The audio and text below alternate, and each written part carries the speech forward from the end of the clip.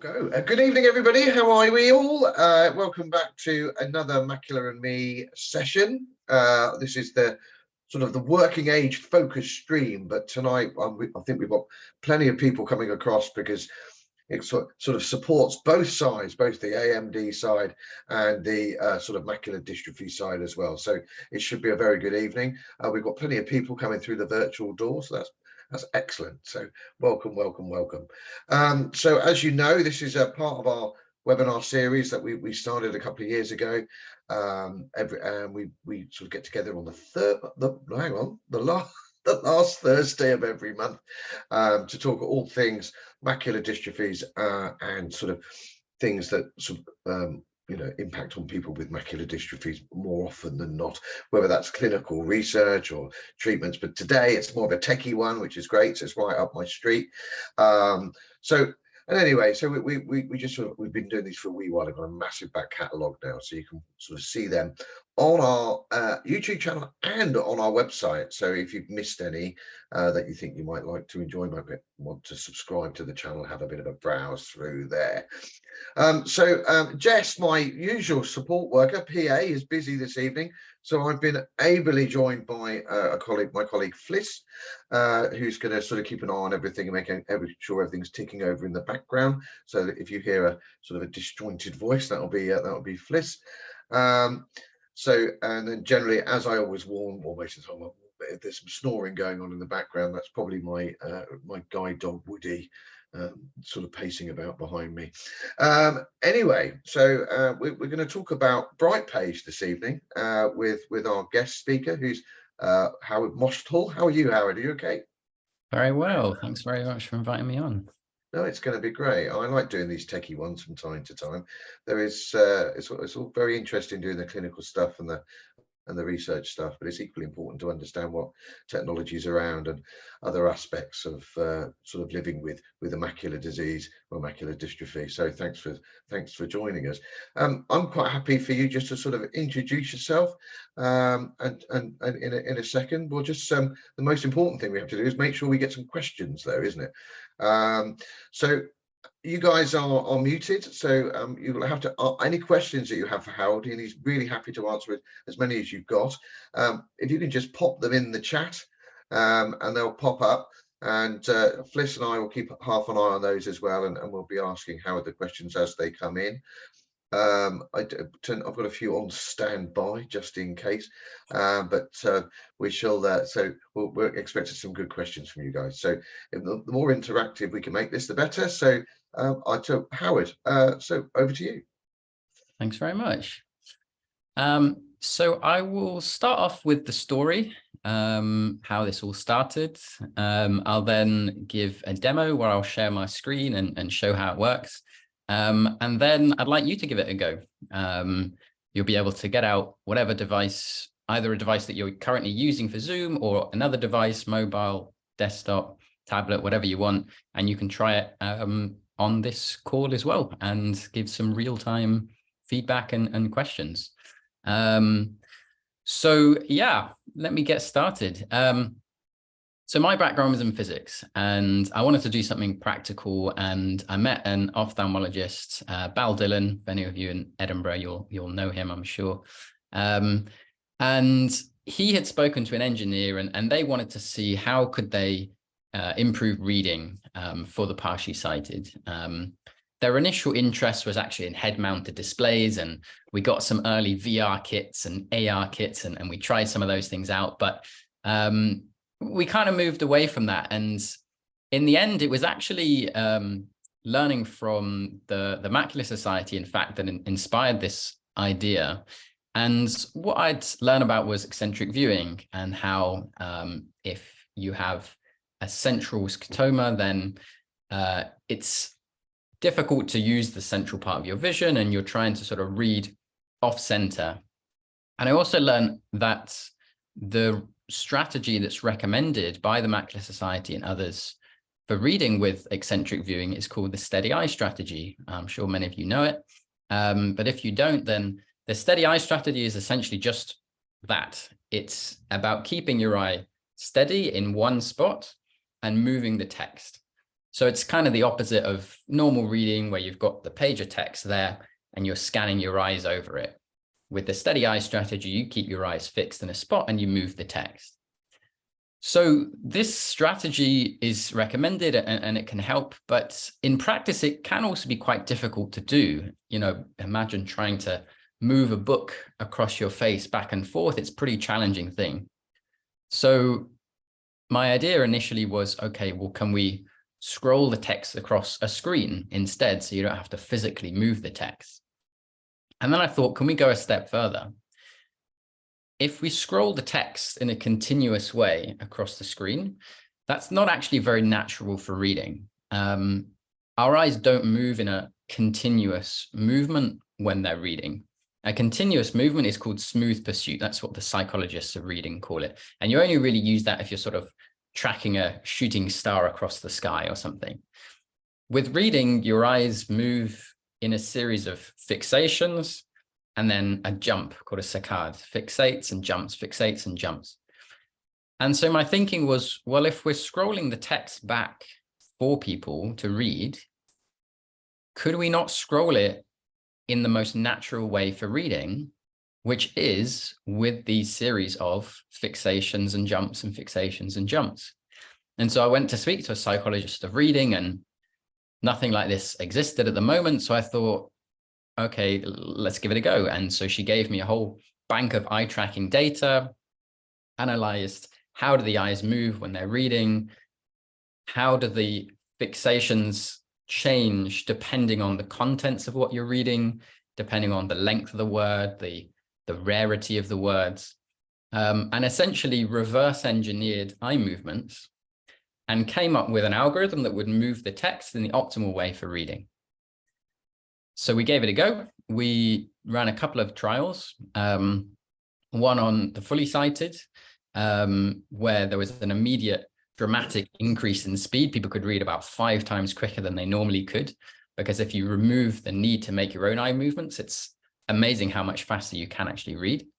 And then we did a trial on people with macular disease, and there was a really good response to it. Subjectively, people liked it, but also the speed increased. And we were comparing this to the optical magnifiers that people were using day in, day out. So people had been given these optical magnifiers by the low vision clinic. They were well practiced using them. They would read as fast as they could with that. But the first time they tried BrightPage with no practice or anything, they immediately started to read quicker. And so I thought, okay, there's something here. And so I took the decision at that point to move out of academia and into entrepreneurship. I realized very quickly the academic sphere is the product of an academic is scientific research, scientific papers. The product of an engineer is a product, something people can actually use in their day-to-day life. So that's when I founded BrightPage. And the mission of BrightPage is to bring this technology into people's hands and offer this as an alternative way of reading. This was a couple of years ago, and since then, we've managed to get some funding, we've managed to build a bit of a team, and we have released a fast version, which is what I'm going to be demoing today. I think probably I'm just going to go straight onto the demo, because I don't really want to bore you too much with too much of the story. I think the fun bit is when you actually get stuck in and try it.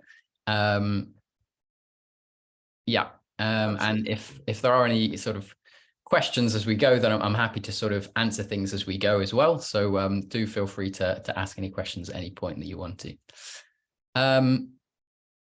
And also, Colin, if you want to jump in at any point as well, then feel free. I'm always aware that I don't like to sort of be monotonous and just talk and talk and talk. I quite like an interactive approach, so feel free to jump in at any point. So the central concept of BrightPage is this feature where it scrolls the text in the optimal way for reading. And we call that method of scrolling Bright Scroll. And that's essentially what Bright Scroll is. You keep your eye steady and allow the text to come to you. Now, added to that, we have to think about other things like controlling the text, controlling the speed, controlling how it looks. And these are all additional features that we are progressively kind of adding to the app. But our approach to development, we want it to be as collaborative as possible. So that's why I was really pleased to be invited on today, because I see all of you as collaborators in this development process. I think it's really important that engineers don't just rush off and develop some, new interesting idea on their own in their caves and then come out and say, here it is. And then people say, oh, what about this? It doesn't work. Or what if it did this? What if it did that? We want this process to be as collaborative as possible. And that's why we've released this early version that has some limitations. It doesn't do everything that we'd want it to do yet, but it does enough for you to try it, have a go reading with it, and then, give us feedback on whether it works for you, what it would need to do for it to work for you. And then we can sort of build that into the next version. I also just kind of wanted to give one other bit of context here, which is the origin for this idea is as I've described it, understanding the problem with low vision and how we can improve reading. And in fact, this approach to innovation has actually led to other things. And one notable example, a British invention, is predictive text. So when you're entering text, the earliest devices, they had just the keypad, and you would have to press the number 2 like 3 times in order to get to a C, and then you'd have to press the number 3 twice to get to an E, and so on.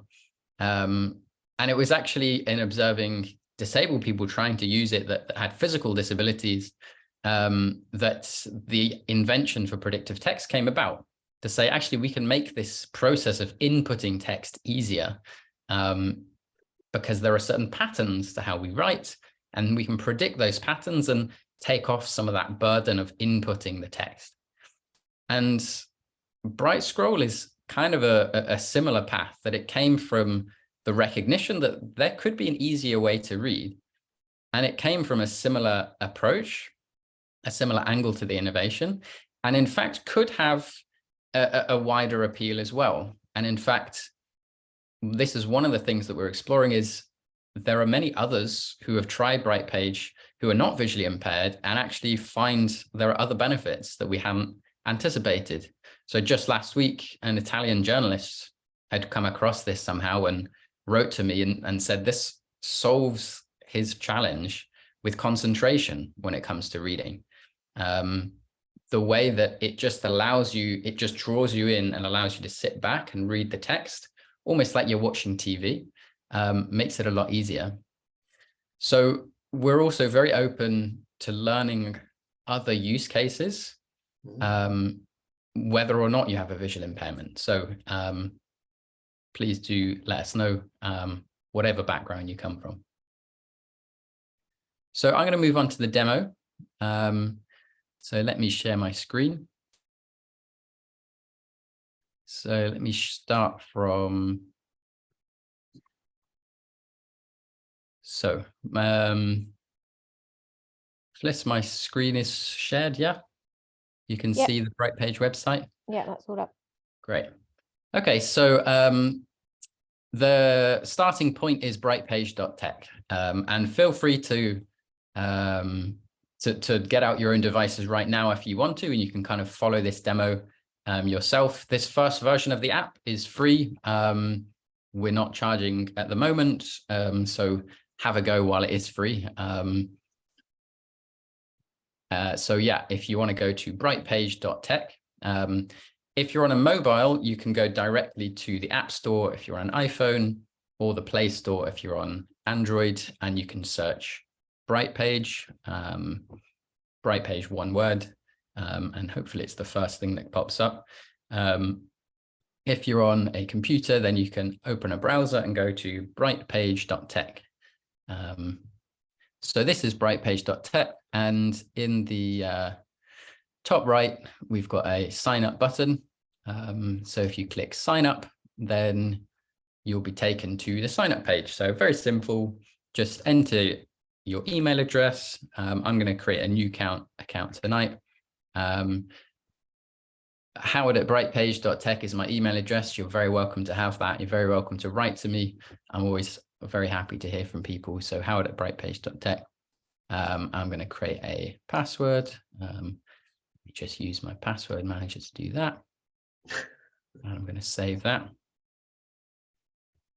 And I agree to the terms and conditions. And then I'm going to create the account. I can also increase the size of this a little bit.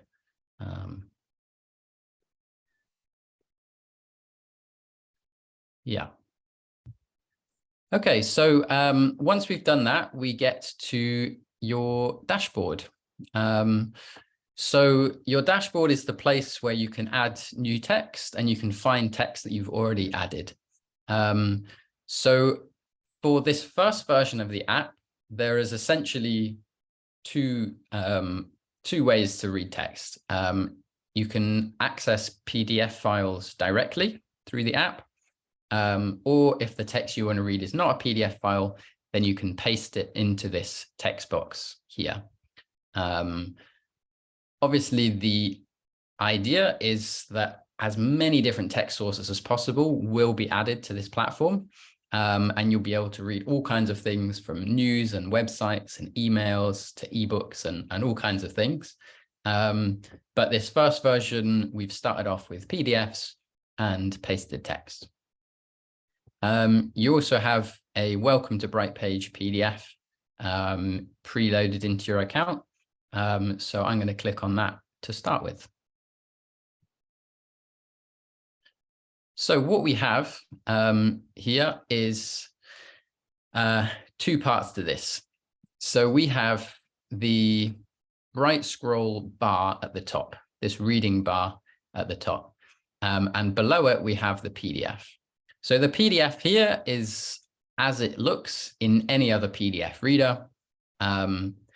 It is small. And in fact, one limitation with this current version that will change in the future is that you can't actually zoom in on the PDF. But there is an alternative. And in fact, part of the reason that we don't have zoom here is because we're trying a different approach.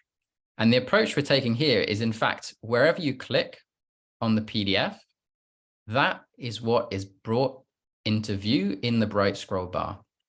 So it's a kind of a different type of zoom, if you like. That's a question, Howard. Yes, please. Does it have to be an accessible PDF or just a standard PDF? So it won't work if it's like a photograph. Some PDFs are effectively photographs.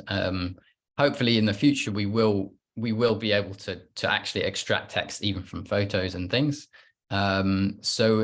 Yeah, but most PDFs these days will work with this. Yeah. Good. Yeah. So one thing we can do right at the beginning is just customize the look of the text in the bright scroll bar. We have this settings cog in the top right, and this is where you can choose your fonts, your font size. Just have a drink because I'm starting to get dry. Not used to talking continuously for this long. Someone else normally cuts me off by this point. We've got some text size, so let me just increase the size. And we've got a themes to if you want to change the color theme as well. So we've got a question. We've got a question from the chat from Jill, just saying, is the pointer icon you're using, it's just that the size of your mouse, your mouse pointer? So would it be that if someone's using a slightly larger mouse pointer on their own machine, would it be that their own pointer size rather than yours? It would, yeah. So if I'd thought about it, I could have changed that. I wonder if I could probably change that now. In fact, I wonder if I can just quickly change my pointer size. Is it Yeah, Pointer. settings, mouse. Yeah. Let's see. That's pretty big, isn't it? How's that? So there we go. I've changed the pointer size. So yeah, your default pointer size will still be the case when you use it. Okay, so what we're going to do is we're going to go ahead and hit play, and you can have a look at what the text looks like when you play. I'm going to decrease the speed a bit. I mean, I like playing it very quickly. Others like it much slower. Plus and minus here changes the speed. So I'm going to hit play. I can also use the space bar to hit play and the plus and minus buttons to change the speed. So yeah, have a go at reading.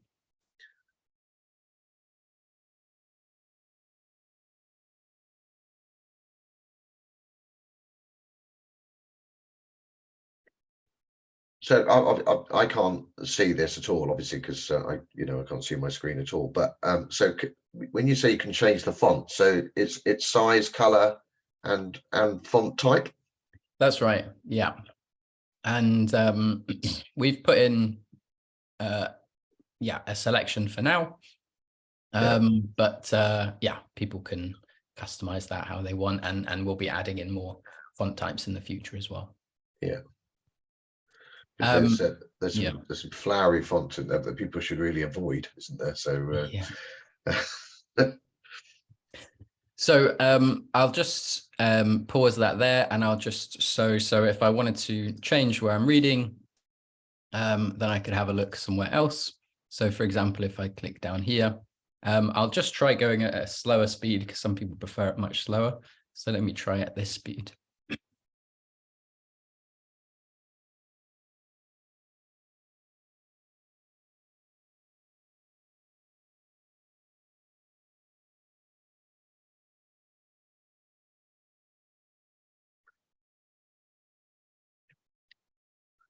I'm intrigued to know what you're reading, to be honest. Yeah, sorry about that. So one thing we might be able to add in the future is text to speech. Yeah. But the reason we've not done that right from the beginning is because the idea with this is actually more trying to make the most of the residual vision that someone has, rather than saying, discard your vision, just use your ears. Yeah. Text to speech already exists. So that's certainly something that people might prefer.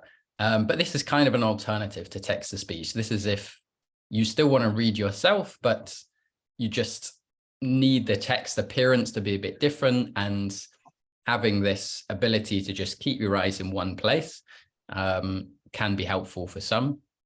So really, that's the idea with this. Is it's an alternative to text to speech if you don't want to just listen to it. If you prefer to actually have a go reading yourself, then this is a way that you can continue to read yourself. So I didn't catch Jill's full of Jill's question. It's just popped up in the chat there. Just wonder on the some of these EV readers, these steady eye technique readers, there's a dot you can put. So let's just say that your fixation point is top left. So if you look down bottom right, that brings that into your central vision, which is eccentric viewing. So are you in the future, are you going to put a marker that somebody can look at, sort of, so they can move it around the screen, so they can move their fixation point eccentric? Yeah, really nice question.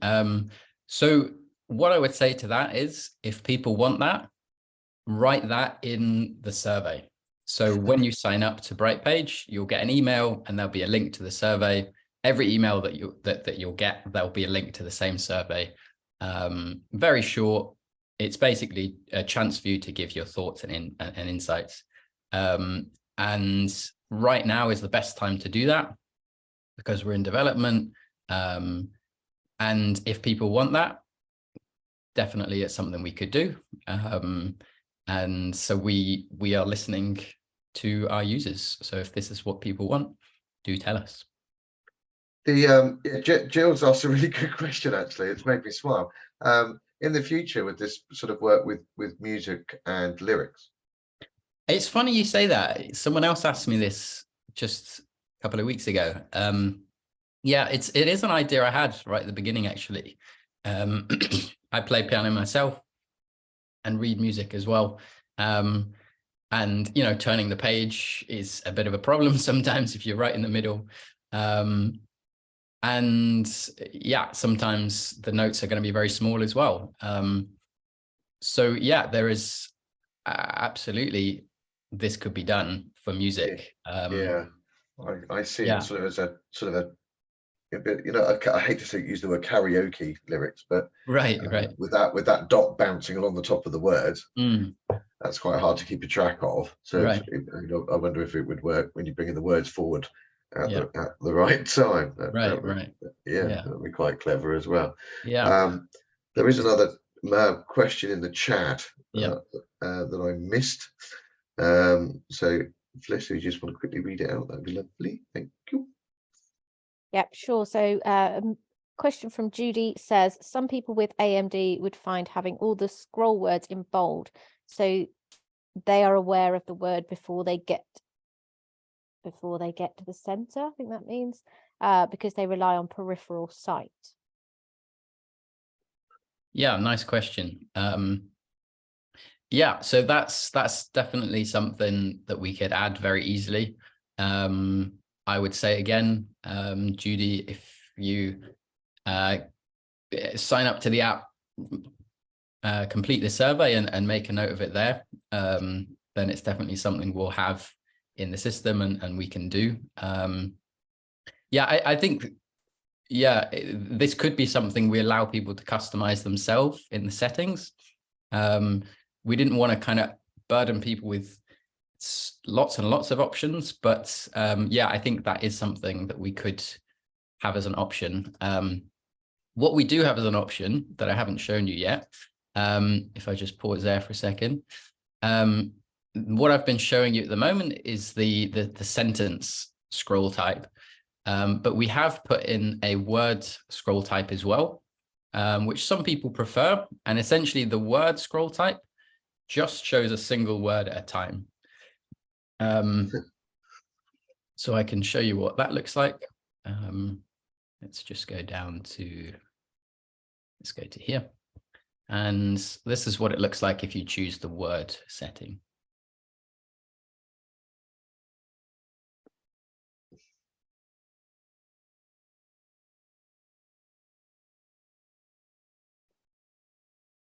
Yeah, it's a good question in the chat's just come in. Have you considered making a version of this for the Kindle reader? Yeah, nice question. Yeah, so one of the really useful bits of feedback for us would be what type of text people want to read, because that would help us kind of order our priorities. So if it's websites, we might be doing that first. If it's ebooks, we might try and do that first or something else. So I'm guessing by that comment, it's ebooks that you're thinking about. So we could prioritize doing that. For the Kindle itself is a specific type of ebook reader. It may not be possible to put it directly in the Kindle at first because Amazon is a bit of a closed shop. Yeah.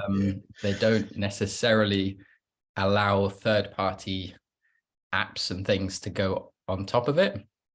However, there are other types of e-readers that are less closed that might allow this. However, yeah, I think in the future, if this grows in popularity, then there'll be a case for Amazon to consider putting it directly in there. But I would suggest, yeah, probably we wouldn't start with that. We'd start with our own standalone app that you can use on other tablets. And then, yeah, maybe Kindle further down the line. Yeah, that sounds like a good, because Amazon, as you say, they you know, they're very closed. Someone's put, can you describe the differences between the two separate BrightPage, Bright Scroll and Word Scroll settings? There's someone's asked in the chat. They can't see the difference. So what difference does it actually make?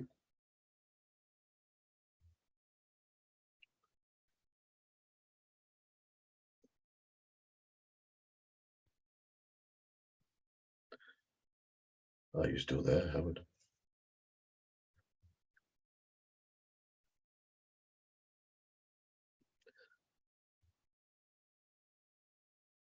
Howard, are you still there?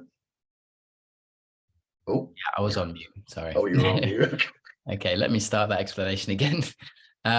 Okay, so if you're on the sentence scroll type, then you will see the focus word, but surrounding the focus words are the surrounding words. So at the moment, the way that we've done it is the surrounding words are kind of faded out. So the contrast of those surrounding words is not very high, and I know that is an issue. However, the reason that this default way they're faded out is so you're not distracted from the focus word, so that your eyes are naturally drawn to one single point. Someone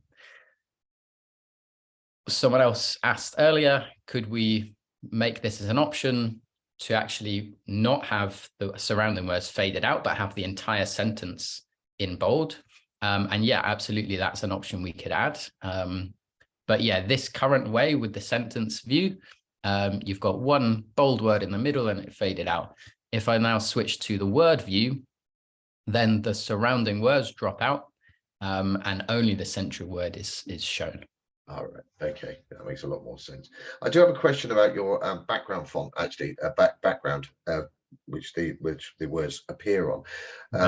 Will there be a sort of going forward? Is there an opportunity to change that, so you can make it a different color? So, because obviously, you know, people, especially people with macular disease, color contrast is so important, but it's such an individual thing.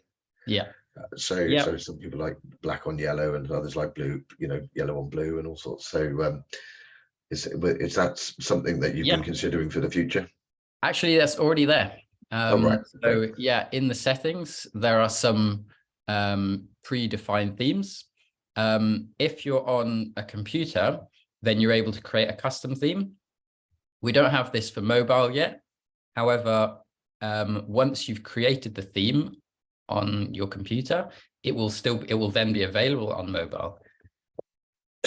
Excuse me. Sorry, I'll try and mute next time I come. Yeah, so this is me demonstrating creating a custom theme. So you click create a custom theme. You can choose your background color. So let's maybe go for like a sort of a black, and then you can choose your text color. So we need to move this over, and then let's choose, say, a kind of a lime yellow color. And then I'm going to go save theme. I'll just use the default title and then click save. And then there's my custom theme. So yeah, you can choose any color theme that you want. That's excellent, because it's such an individual thing. Someone's asked one of the questions I was going to ask you, funny enough, is this going to be are you talking to Synaptic? Are you about sort of making this available on the Synaptic reader, which some people use on their mobile phones? Yeah, really nice question. So yeah, there's a vision charity in Glasgow called Triple Tap Tech, who have been testing it out. I believe it is, because Synaptic is an Android based phone that they've kind of put their own sort of operating system on top of.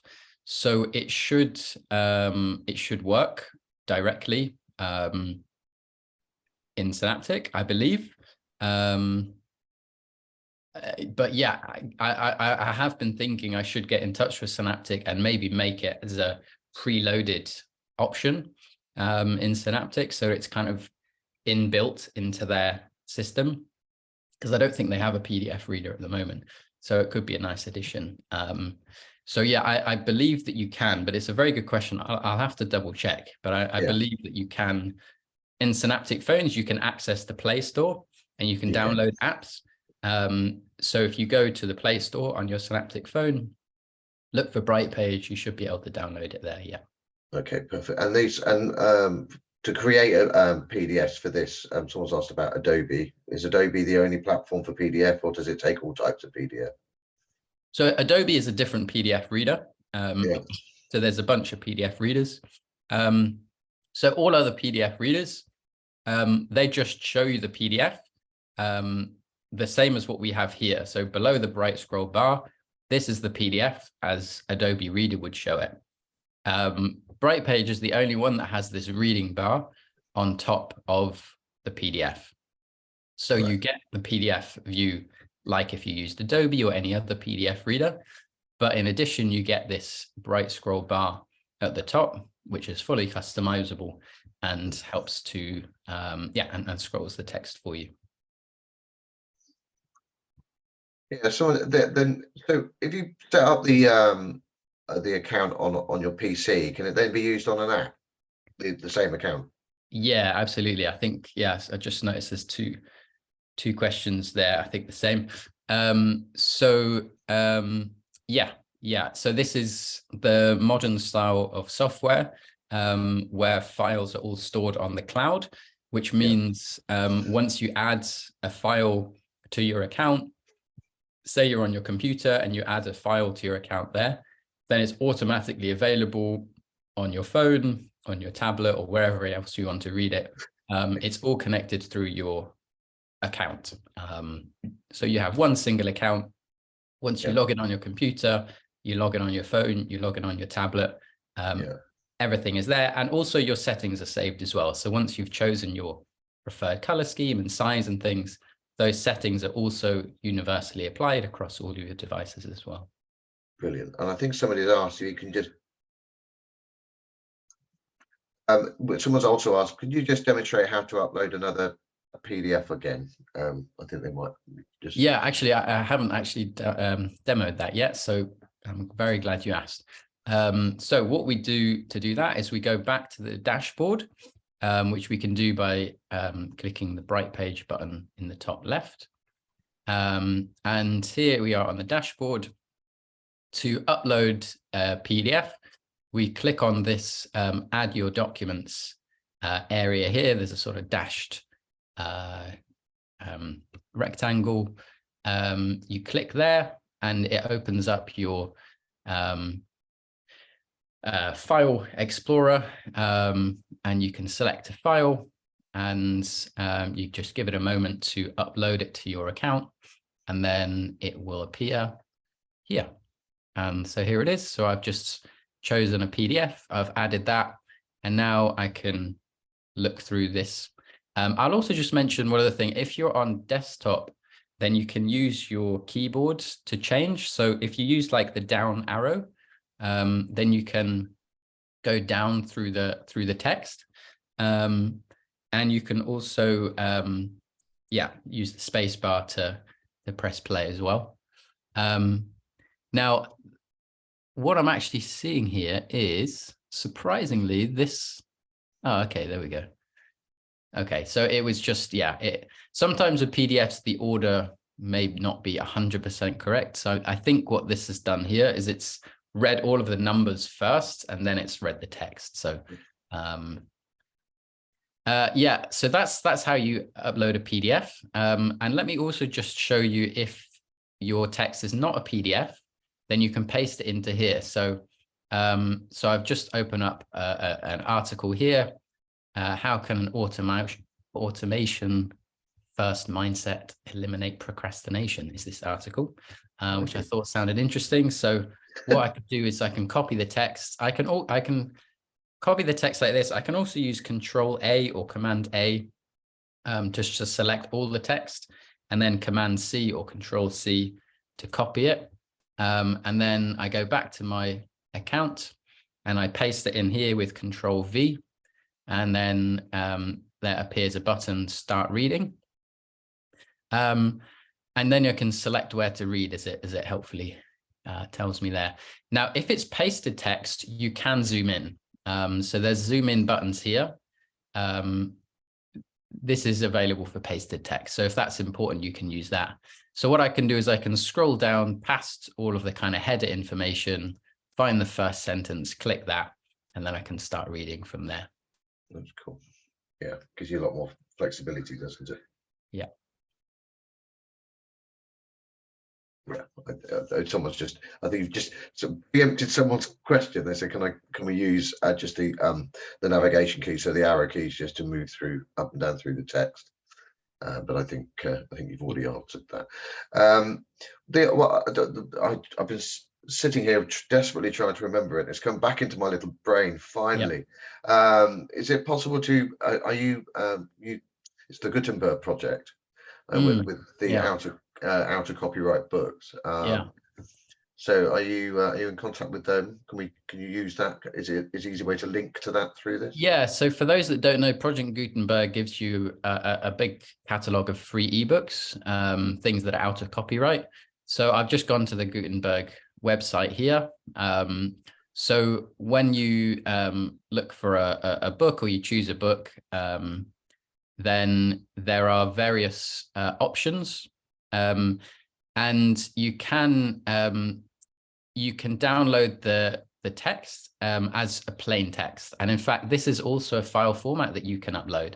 So there are in fact two file formats, PDFs and plain text, so the two file formats you can upload. So in fact, if you download the plain text file, so I'll just have that here. I can right click this and I can go save as, and I can save that there. And then when I go back to my account, and I go to the file explorer again, then I think if I go to downloads, then here's the text that I just downloaded. I can open that, and here's the text of the book. And I can sort of scroll down past all the header stuff, and then I can start reading from around here.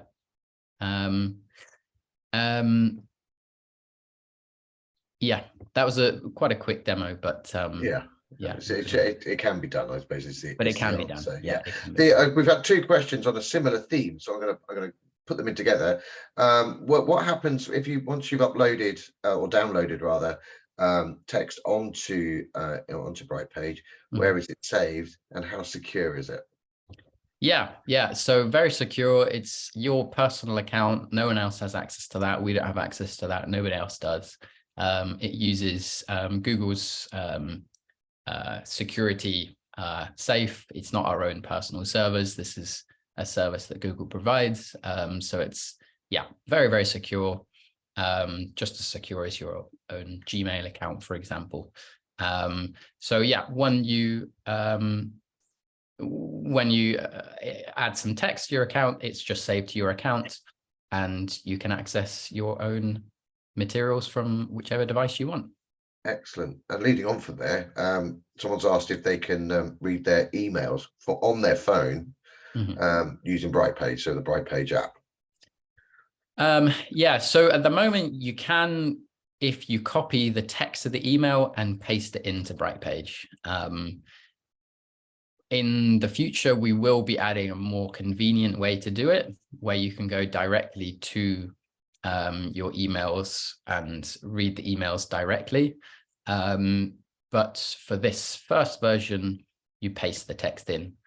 And this might be a good moment for me just to give you a sneak peek of the next feature that is going to be added that has not been released yet, but my developer has sent me a little screen sharing video to show it in action. So let me just change the view, and I'll just screen share this instead. Because what I want to emphasize here again is this is very much the first version of this app, and we want your input to make this the proper version of it, which will come out in the coming months. So very much think of this as an opportunity to try it and have a go, and it's best if you can try it regularly. So each week, kind of come back to it each day if you can. I really want to see if this is something people can use in their day-to-day life. But this is, let me just share my screen here. So what I'm sharing screen of now is a phone screen. And what we have here is a news feed. So what we're going to add is this screen where, if I just press play, you can scroll down and you can select. So the news feed is going to compile news articles from a variety of sources: BBC News, Guardian, Independent, etc. And it's going to categorize them in terms of category. And you'll be able to scroll down and see a bunch of news articles. And then you'll be able to just click on one of the articles. So here we're going to click on a BBC article about Gwyneth Paltrow. And you'll be able to read the text here. It's going at a crazy speed. Don't worry about that. It's just for a demo. But what we can see here, and we've just highlighted the paragraphs of the BBC News article just for illustrative purposes. And what this highlighting shows is that these paragraphs are now interactive. So if you were to read this in your own BBC app, you just have to kind of read it as it is. But we've made the article interactive. So when you click on it, it does the same thing with the PDF. It loads it into the bright scroll bar at the top, and you can hit play and it will scroll the text for you. So the newsfeed is coming soon. We're re-engineering part of the kind of architecture of the app, so it'll be a few months yet, but we're going to be adding in as much feedback as possible during this development period, and then re-releasing a new and improved version. I think it's really cool. You know, I've been looking at tech like similar to this for many years.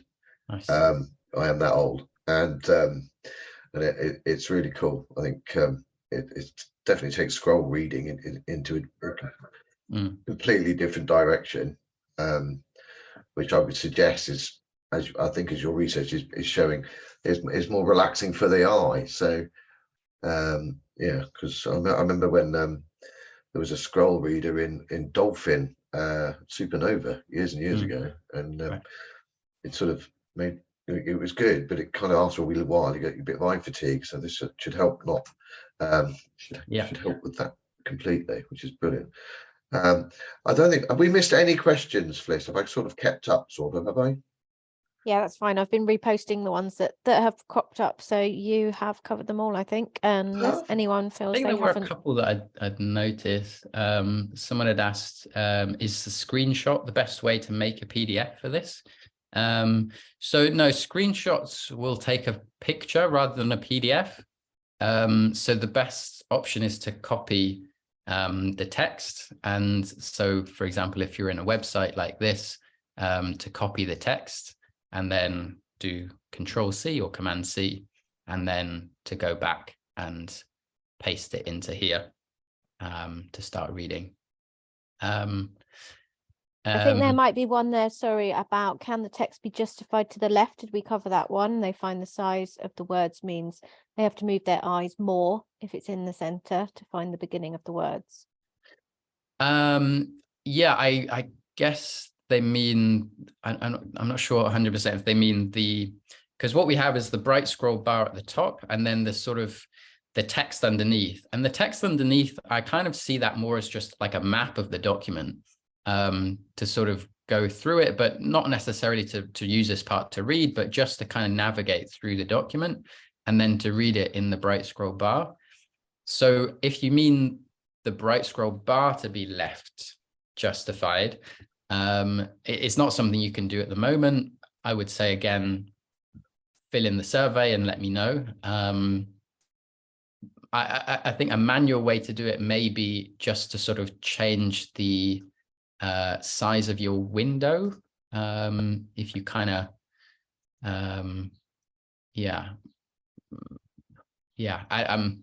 there may be sort of a manual way to do it, but yeah, basically the short answer is no, we can't do that at the moment, but let us know through the survey. Yeah, and there's a piece of feedback just coming through about making your control panel just a little bit more with a bit more color contrast. Yeah, we have heard that feedback. That is very good feedback. So yeah, the next version does have better contrast. Yeah. Perfect. Brilliant. Okay. Yeah, and I saw there was a question. I did briefly mention it about navigating between lines of text. Yeah. Without using the mouse. So yes, you can do that. So you can use the keyboard. So I can hit spacebar to pause. I can use the keyboard to go through the text. And I can also use the W and S keys if I want to move by paragraph. Yeah, it's mentioned in the welcome PDF in your account. Yeah. And just one final thing there, Howard. Someone has said, sorry, that they missed how to reach the BBC or other sites in the app. Yeah, sorry. So what I was showing there is not currently released. I was showing you a sneak peek of what's to come. So that has been built, but there's because we're re-architecting the sort of foundations of the app, it's going to take a little bit of time before that gets released. So yeah, give it a couple of months and you might be seeing that. But if you sign up to the current version of the app, then you'll get updated when the new version gets released. It's great. I think, yeah, it's really cool. I think I smile at stuff like this because it seems so simple, but it's quite complex, and it's just a really cool piece of kit, piece of software.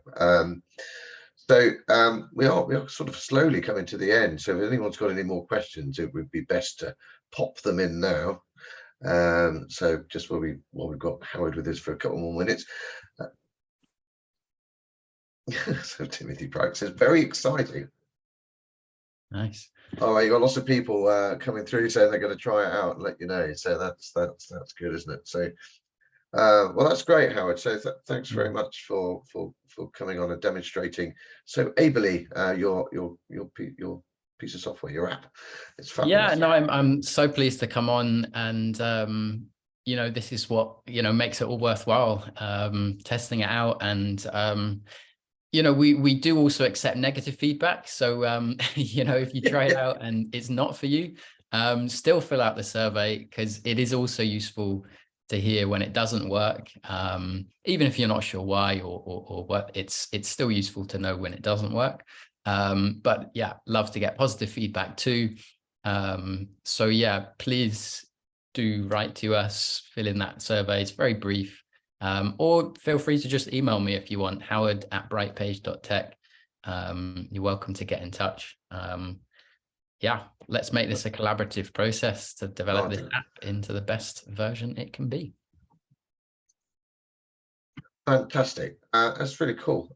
So I think we've just about come to the end. I don't think we've missed any questions, which is great. So I just really thank you for coming, Howard. That's for joining us. That's been fantastic. So if Fliss, can you just put the link to the page in the chat? Sure. That would be really helpful. If you could do that again, that'd be great. Thanks very much. So Fliss has put in the link to the BrightPage link for the website on in now, and that brings us basically to the end, which is fabulous. It's been a really good. It's gone really fast, which is great. I like it when they're interesting. It keeps everything moving. So next month, we've got another really interesting webinar for next month for the Macular and Me webinars. It's a researcher called Naomi Lois, who's going to be talking about a diamond project. It's not diamonds, it's about laser treatment for DMO, for diabetic macular edema, which also promises to be a really good and a really excellent session. So that'll be the last Thursday of the month, as always. Fliss, thank you for ably standing in for Jess tonight. That's very kind of you, to stealing some of your evening. And Howard, just finally, thanks again for coming and filling us in with your excellent piece of software. Thanks very much for having me, and yeah, I look forward to hearing from everyone once they've tried it out. Well, perfect. Well, on that case, I shall wish everybody good night. Just a quick reminder again that there's all the back data, all the the webinars we've had done in the past are available on the website, the Macular Society website, YouTube channel. And for those of you who haven't always got enough time to watch a webinar, we're actually starting to put some of them into a podcast. So keep an eye on the e-newsletter, so easy to sign up for the e-newsletter on the website, and the podcasts are a bit shorter. You can watch them or listen to them rather at your leisure. So there you go. So good evening, and I shall see you all on next time, I hope. So thanks very much for joining us.